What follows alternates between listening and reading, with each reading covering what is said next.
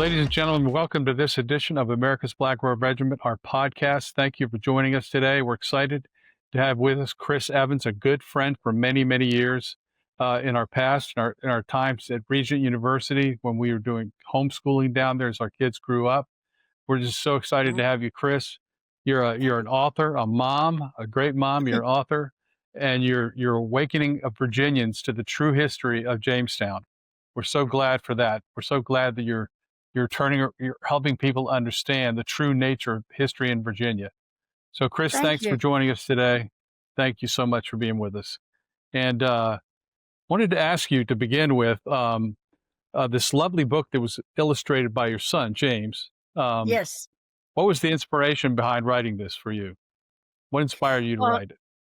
As you say, I've known you all for many years, and in 1992, I started homeschooling, and I actually partnered up with your dear wife somewhat with that, and I really wanted to do a good job at homeschooling, and history being one of my favorite topics. I started researching. We live right here in Virginia, and I started saying to myself, this is not the history that I learned. Things have been changed, left out. And so I began to do my own research, reaching out for historians who like me, believed in a providential view of history and who exhibited a biblical worldview. And I thought those are two components that can help you search out the truth and discern the truth.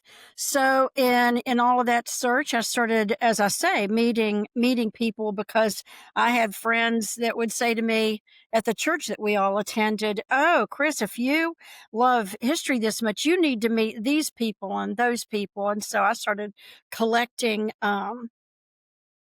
cohorts and then I just began to collect information and store it in 3-ring binders. And that's how I started. And then I got involved with Stonebridge School and had a lot of friends there. And I began doing PowerPoint presentations and with images, pictures, lines of information.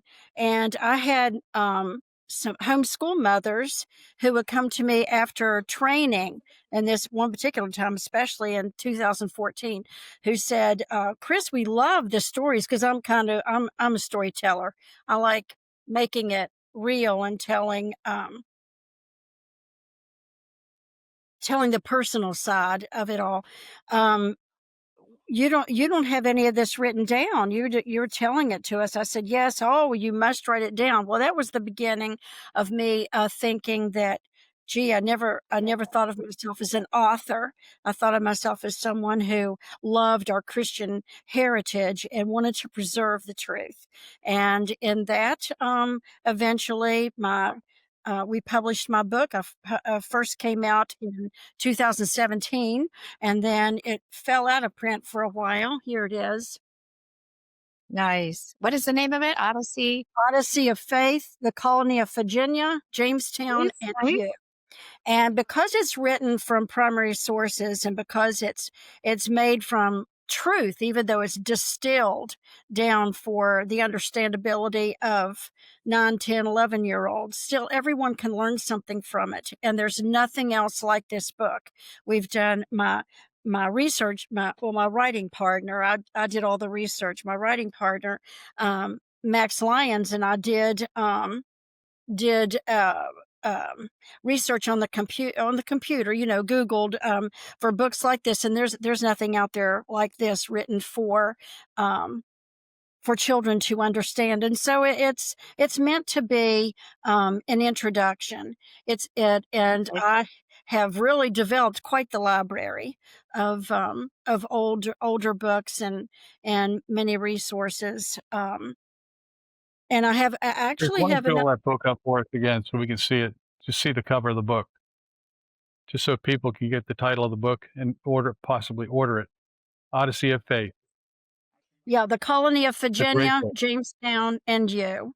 And my son did not only the cover, but all the Beautiful. illustrations inside. Beautiful. And there's a beautiful one of Pocahontas. And what Captain John Smith wrote about Pocahontas is that God made Pocahontas, and he believed that providentially. Captain John Smith was a strong Protestant Christian of that time of the English Protestant Reformation. That's one thing that people do not understand about the founding of Virginia is the key element of the English Protestant Reformation on that journey. People think of the English Reformation as just a political move of Henry VIII, and he had his own personal and political reasons for wanting to separate from England. But God used that in the hearts of the pastors of the day, leading congregations, and that is the truth of the oh yes, and part of that difference in the English Protestant Reformation from what was happening in Europe in the Great Reformation is that the English leaders, the biblical scholars and all, they added they added the biblical truth of government, and some people would want to call it politics, but the principles of government was something that were added in the English Protestant Reformation that wasn't happening in Europe so much. And so that's why we can credit the Protestant Christians in England and the Puritans for giving us the government we have, is because Yes. in their view that they gave us our roots of liberty. But it happened right here too in Virginia. Virginia was not left out of that Protestant explosion. And behind me, I have a map, which is very much behind me, so you can't really see it. But I have a map drawn out by Warren Billings. That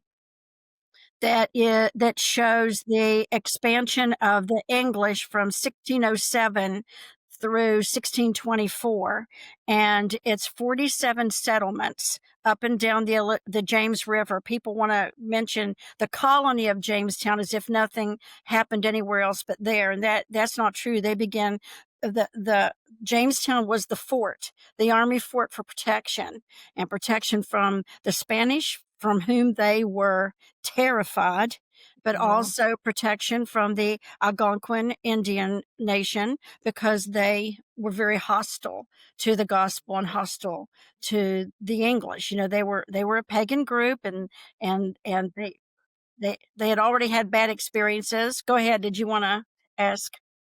I wanted to No, ask keep you, going. You're doing great.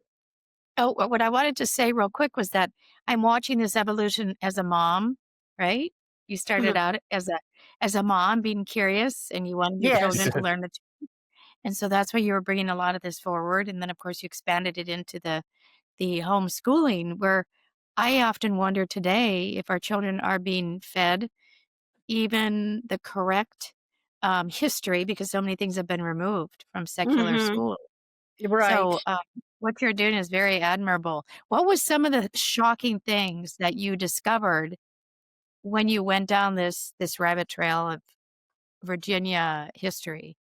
Well, a very beautiful thing, actually. It was quite shocking, but also quite beautiful. Is I discovered a man of this Tudor period, and his name is Richard Hakluyt.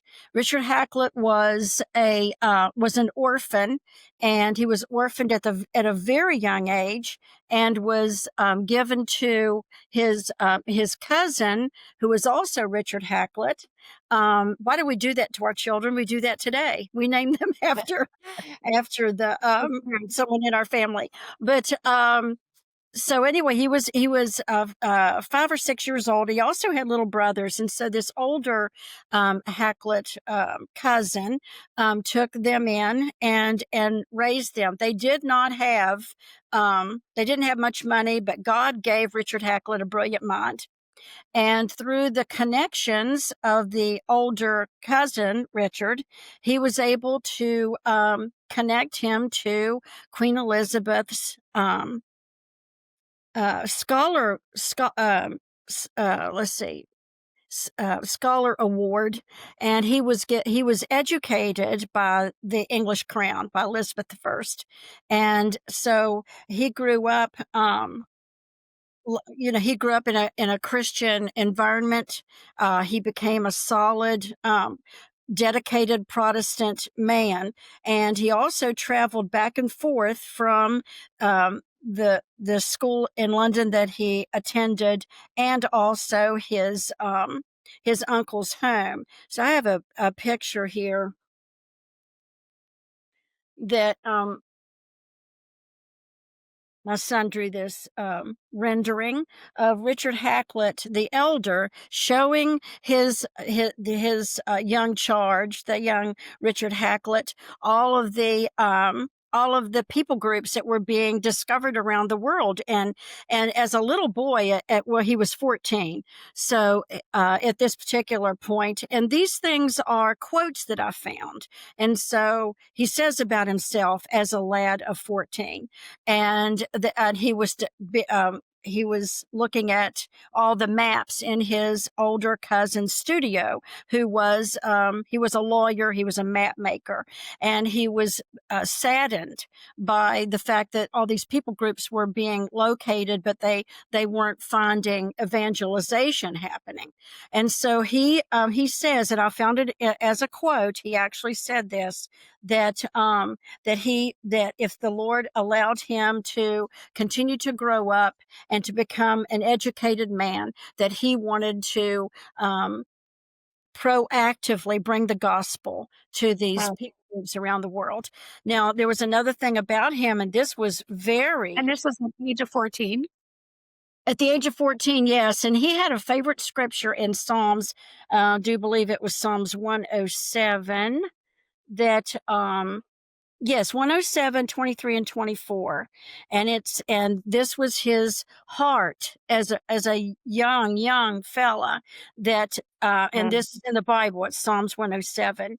They which go down to the sea in ships and occupy their business in great waters, these see the works of the Lord and his wonders in the deep. And it said, I believe God will use me to cross the ocean to tell these people about Jesus. Amazing. So that's a wonderful, noble thing for a very young boy. And this is another point that I picked up in reading this, that it says that and occupied their business in great waters. The English, the Protestant Reformation, and even in England with Martin Luther, elevated man's labor to vocation. And one of the scriptures that came out of that was, the workman is worthy of his hire. So it was no longer thought of as getting your fingers dirty to actually create business. It has also been brought down through the centuries that ministry takes money. And so the Virginia company developed out of the permission granted by the king to bring people over here. So they had to have money. They had to have money to build the ships, to hire the ship captains, to recruit the people to come. And Virginia history has so many puzzle pieces, and it would take so much longer to really give you an understanding. But I want to say this one other thing. Then, and here's another picture. See, this is for little children, to get them excited about what they're reading about. This is Richard Hakluyt here in the fold of the book. And he is saying, and this was quoted in Richard Hakluyt's Discourse on Western Planting, published in 1584. So he says to Queen Elizabeth, because he had her ear, she liked him, and he was part of her council. He was in her. So special. At 14, isn't that just Well, no, remarkable? he's a grown man by now. Oh, he's a grown man. By Okay, now gotcha. he has become educated, and he's in her in her Amazing. purview. So he says to her to went to see Queen Elizabeth, and she agreed to the settlement. As he said, we shall by planting in America enlarge the glory of the gospel and provide a safe place to receive people from all parts of the world that are forced to flee for the truth of God's word. Now, is that amazing? I found That is that one day amazing. Yes, at yes. work in my office, and I was so excited. I jumped up out of my seat and I ran around the corner to tell my friends Max Lyons, look what I found. That is a quote from Richard Hakluyt. That is the embryo of our religious liberty in America. And one of the people, I began to do a little more study about what was happening in 1584. One of the people groups that Richard Hakluyt would have had in his heart and mind, and wanting to fulfill this quote that I just read to you, were the French Huguenots, which were being persecuted beyond belief, beyond of any group that can tag onto themselves, we've been persecuted, like in England or whatever. The French Huguenots, which meant French Protestants, and they were connected to the Geneva Bible and John Calvin, and they were martyred in the streets, and it was horrific what happened to them. But anyway, and some of those French Huguenots, among many other people, but they are a important group. They came to came to England for safety, and then a lot of them came from England over to the colonies and contributed to the American colonies, the French Huguenots. As I don't know about you, Bill, but I'm getting fed by a fire hose. I know. That's what I mean. We There's knew just so much. when Chris got started, she could just go. I'm sure that our viewing audience is sitting there going, oh my goodness, how do I learn more about this? So this is just an introduction in all these years of study that you've been doing, correct? And kind Yes. of writing.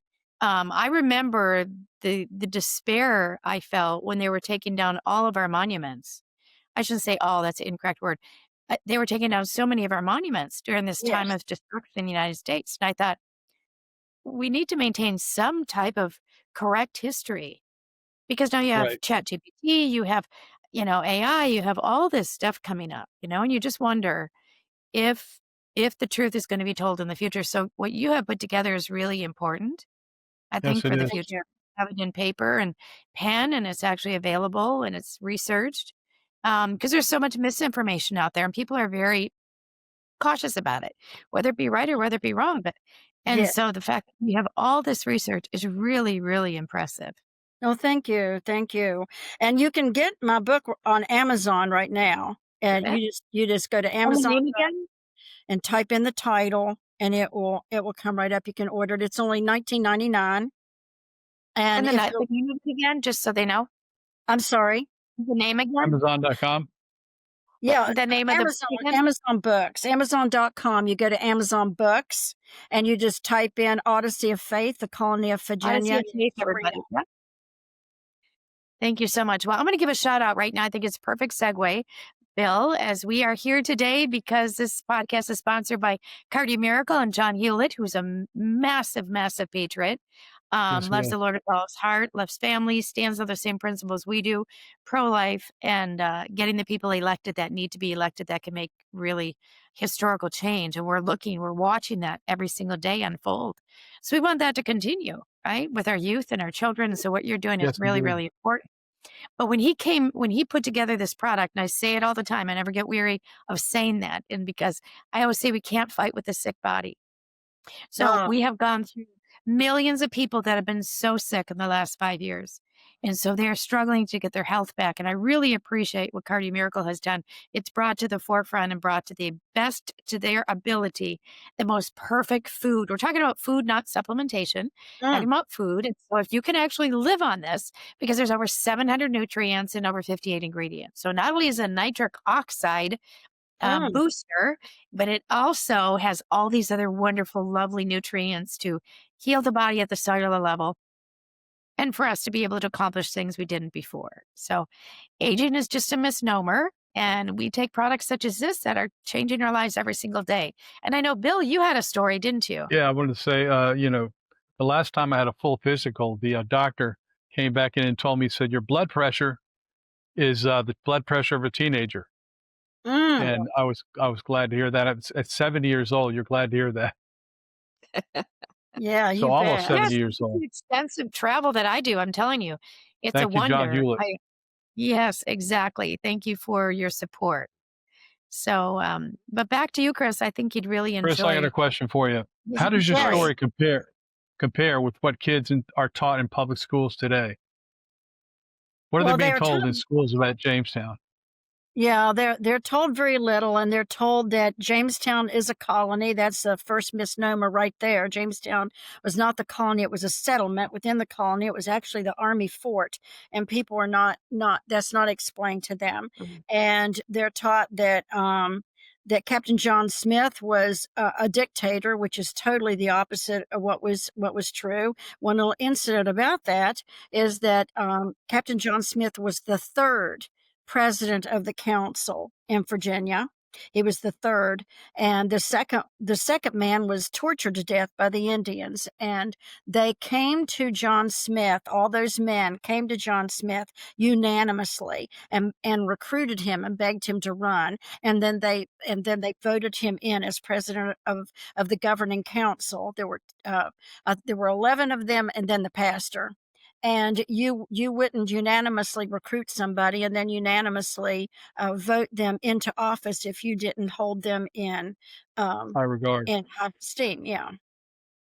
So they're told that. Oh yeah, well, they're told that the Africans who came over in 1619 on the two ships were brought in as slaves, and that there is no historic evidence that that's what happened. They were indentured like everybody else was. They brought those 20 and odd, which make there to be they always say about 27 of the Africans, and they paid for their voyage and their supplies and everything. And so then they asked them to pay them back by being indentured to the farmers there. And they were skilled in what they knew from Africa, and they helped them. And then they, after 7 years or so, they,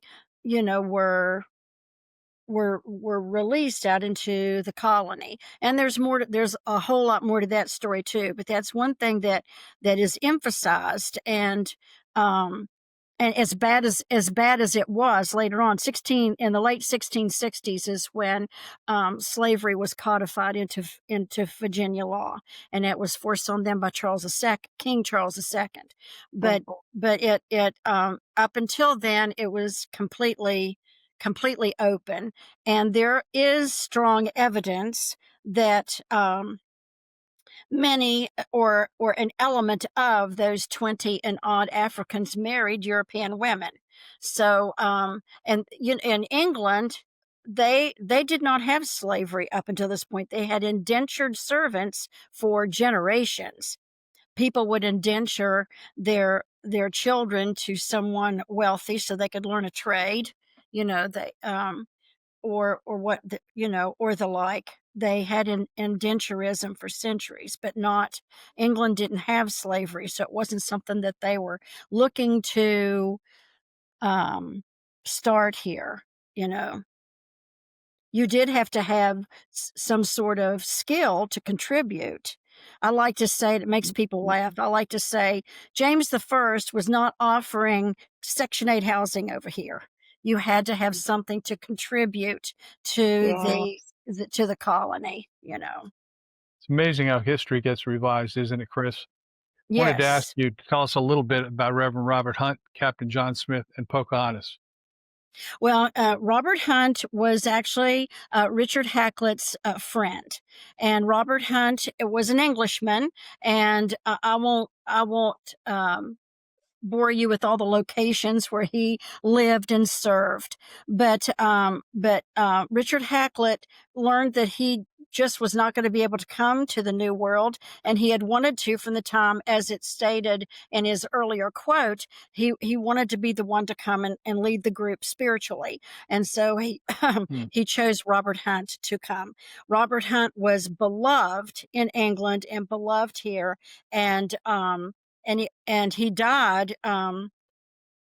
I think just the next year. They were getting sick. The water here was Wow. bad over there where they were living, and so he died in the fall of 1608. But there is even a shrine over there to Robert Hunt that was put there in 1956 to commemorate the 350th anniversary of he well he arbitrated every argument. He spoke the truth to them in love through God's word, through the weekly sermons. And I've even known of the Anglican schedule being 2 sermons a day. You know, a sermon in the morning, a sermon at night. I've read about that, and and he took care of every one of the sick. He just shepherded those people as a father, an older brother. He looked Right. after them. And one of the quotes on his shrine is that that that all that happened to him, he never repined. And that is a word we don't use any longer. But he didn't whine about it. And he figured that it was all part of God. You know, what was going on was part of God's will for him. So there I actually had to chuckle when I first moved here in 1986, and we lived in Virginia Beach, and we went to a church in Virginia Beach, and I chuckled because every third person that I met in Virginia Beach claimed ancestry back to Robert Hunt. That is how long his beloved memory flowed to. And I'm gonna so have to do he some research on that and see if I have some ancestry that goes back there. I know. I have ancestry in Virginia that goes back at least to 1630, and I won't bore you anymore with that. But it's always a fun story for yourself to find out your ancestry. But so anyway, so with John Smith, he was quite a colorful character. He was raised in a Puritan village. His father died when he was young, which Oh, actually young, like again 12 or 14, which released him from the idea that his father had for him to go toward, you know, his goals. And he was able to go out and adventure on his own. So he took books into the forest and taught himself right. sword play and, you know, all the things that you would need as a soldier, and became a mercenary for different places. He actually, in a contest, he had to he was forced into this contest, but in this context he killed three Turks. Huh. And he was Oh, given a shield, you know, a coat of arms, and given the title captain. And his coat of arms, you can look it up. You can Google Captain John Smith's coat of arms, and it has the head of 3 Turkish soldiers. oh, And they were, you know, that we call ourselves a kinder, gentler nation, a kinder, gentler generation. They were pretty rough then. I mean, It was how it was. So he came back to England and was hired by the Virginia Company to bring the group over here. He actually was thrown overboard at a Oh point dear. because it was a Roman Catholic operated ship. The ship was operated by a Roman Catholic captain, Roman Catholic crew. Now, Mm. everybody in the world thinks that their group is the right group with the right Right. ideas. But back then, if you didn't have their ideas, the person in charge, you were kind of in trouble. So they threw him overboard, and he swam to shore on this island and waited to be picked up by another ship. So My goodness. he had lots and lots of adventures. Funny enough, people have tried to disclaim a lot of his adventures, but there have been people in recent decades who have been able to retrace some of that and found that he was telling the truth. He just, well, he didn't mind talking about himself. But when he came over here, they were mad at him because he thought that he could captain the ship a little better than the guy who was doing it. So they put him in, they had him in the brig. But so when they got here and they opened up the black box on the ship, he had been made a member of the council. So they had to let him go. And that was providential. He providentially was given his freedom. And so the men wanted him to be their leader, and he would not allow them to build a home for him until all of them had a roof over their head, over their head first. So An he amazing had some guy. real benevolence. He also was able, and who knows why, he wasn't that big of a guy, but he had fiery red hair and blue eyes, which meant that he looked very, very different than the Algonquin people. Maybe that was one of the reasons that they, who knows, might have been one of the reasons why they were taken with him a little bit. He had some ins and outs with them, which I won't turn on the fire hose again right there. No, no, I but- think that's great. People are going to be encouraged by your book. Hey, Bill, I wanted to ask you as you're listening to her, what today are you taking away from that? I mean, I think it's so fascinating, but what is hitting One you of the right things I'm taking away from this is the spiritual foundations of this country from the earliest days of the settlers who came right? here What to our settle this foundation nation. was, yes. From the very earliest days of our nation, the Christian heritage is what the foundation of our nation is. And I wanted to ask you, Chris, if you Yes. happen, I don't know if it's likely or not, if you happen to have any sermons that were preached by him. Robert Hunt. Do I would you love know? to get my hands on one. Yes, I think that's an excellent question. And I don't think so because right after they got there, they had a big fire and Robert Hunt's library was burned to the ground. how So traumatic. he lost a lot. That was one of the things for which he didn't repine. He didn't say, I wish I'd never come. He didn't snivel. He just went on with the goodness of God and the providence of God, which I don't think we live with that well in Right. ourself. I mean, I will think about that and see if That there's would be good if we could find something like that maybe back in England, Amazing. because Transcripts or yes. the sermons that were preached from those eras, from that period of history, are just phenomenal. And it is. they didn't, people like Robert Hutton wouldn't have said, separation of church and state. I can't talk about this. I can't talk about politics. I'm sure that Right. most of the sermons that were preached from that era really were laden with politics, political talk. And Well, they were, yeah. Well, do you know in Proverbs at the very end, like 28 and 29, the beginning of one at the end of the other, it says, when the wicked rule, men hide themselves. And when the righteous come to power, men come out of hiding. And so the people back then during that Reformation era, they enjoyed sermons like that because yes, they did. that's another point about the integration in the English Protestant Reformation. They did not see a difference between the sacred and the secular. They believed that God established the ecclesiastical sphere or the church sphere, and God established also the civil sphere and expected us to hold the civil sphere accountable.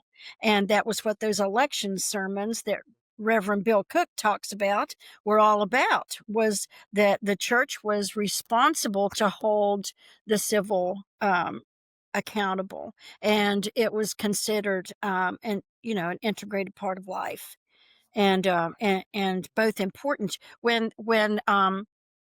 well let's see.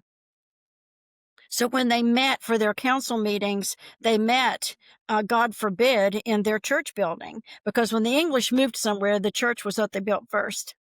And Right. they met in their public meetings. They met in the church. They had no compunction of, it not being sacred enough. We see the decay of conscience in our nation today that's so pervasive, and it's so disheartening and discouraging, so troubling. Mhm. And but that wasn't the way things always were. And Uh, if we still had pulpits I'm reading something earlier about, and we know that he wasn't a Puritan. That they weren't the Puritans that came to Jamestown, but John Wingate Thornton in the 19th century wrote in a story, and he wrote that to the pulpit, the Puritan pulpit, we owe the moral force that won our independence.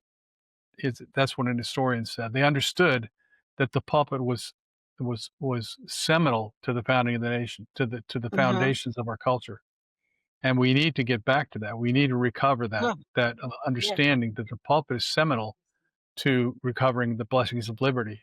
Um, so Amen. That's right. But now I have read though that there are many of the pastors that were here and they called them presbyters, that were here in the 17th century were Puritan. They all used the Geneva Bible, and that's what the right, Pilgrims I um believe it. talked about. And to mention Pocahontas, she she had a real affinity for the English from the beginning. And she was about 11 when she first met them and started Wow. coming. And she had a real tender heart toward the fact they were starving, and she brought them food. And that's another thing that was said about the English, is that they were lazy. Well, John Eidsmoe has written wonderfully about this, that uh, um, they were taught one thing. They were kind of Johnny One Note in their teaching. Warriors, soldiers were not taught to garden. There were things that they just didn't know, and weren't as prepared for. And also, they came here right in the middle of an 11-year drought that was actually an 800-year severity of drought. And Wow. that has Wow. been found in the cypress trees, that you can't touch a cypress tree now, but when they cut them down and they looked at the rings, they could see where there was absolutely zero growth. There was a thickening there. There was no growth there, and they could tell that there was no water there, and that they had been there That's in a drought. So Pocahontas, and I think I already mentioned that John Smith said God made Pocahontas. In other words, God providentially prepared her. And then, of course, more things happen in her life, which I wrote about a lot of this in this book. And she eventually comes to know the Lord Jesus. That's another thing that they say in in this other literature that you will find in other classrooms and other places, is that she was forced into the life with the English, and that that it was an arranged Right. marriage, and she was forced to marry John Rolfe. And we all know as Christians that the salvation is a work of the Holy Spirit, and you don't really fake that. And you can look it up. It's on my website. My website is His Story. That's history with 2 S's. Okay. His Story, Virginia, 1607. And of course it's .com. And I have on there, it's called Letter from a Gentleman, 1614. And it's the letter that John Rolfe wrote to Sir Thomas Dale asking for Pocahontas' hand in marriage. That would be because she was the daughter of a national leader, and he was a hardworking, middling class, so he really didn't have the station to just walk into the woods and ask Pocahontas to marry him. And it is an absolutely beautiful letter. And I have a page and a half. I'm kind of proud of this work I did. I have about a page and a You half. should be. That's amazing. Pardon me? That's You should be amazing. proud of it.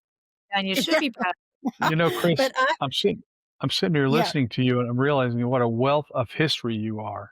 You're Indeed. talking about Jamestown, but you know so much about history from a broader perspective. I think you've got a second book in you.